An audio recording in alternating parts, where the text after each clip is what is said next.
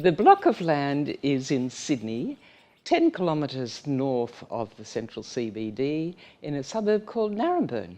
The project was designed for Louise. She originally wanted a garage and a small residence in the backyard and some alterations to the main house.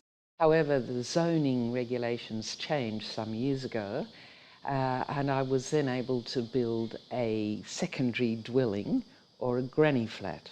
We tried to retain as much of the old garage as possible, but it was quite a square shape and pretty ramshackle. It proved too restrictive in the end, so what we did was create this long house oriented to the north, so it gets great access to winter sunlight. And the ethos of the old garage has been brought into this new design by having exposed LVL trusses on the inside of the envelope, and then the walls themselves are well insulated.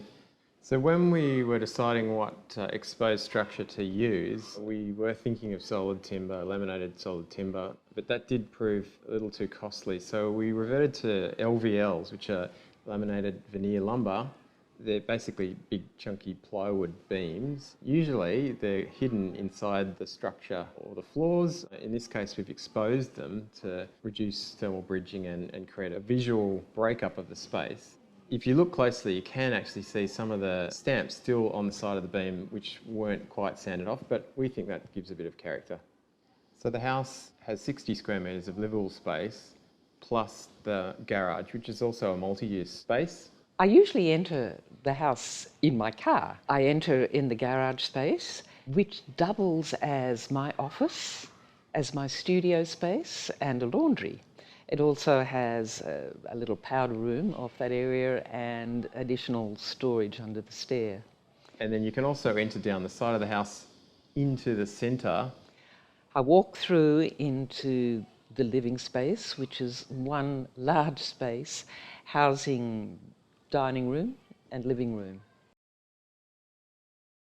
There's also a kitchen along one side of it. Because of the 60 square metres, we have to be very efficient with space, and we fitted the living, dining, kitchen into one zone. And we've increased the sense of space by using the full height of 6 metres in this area. I've always felt it's very nice to have bedrooms and bathrooms in a private zone. So the bathroom was designed to be nestled around the stair. The stair winds up around the bathroom. When you're looking out through the bathroom, you're actually looking across the stair, and there's a southern skylight in the roof, which gives a lot of light and privacy to the bathroom. The restrictions of a secondary dwelling or granny flat is 60 square metres. That's not a big space. It was very important for me to have an open house that looked out to the garden. So we have utilised the garden to make a living room space, which is only 5 metres wide, into a space that is 15 metres wide.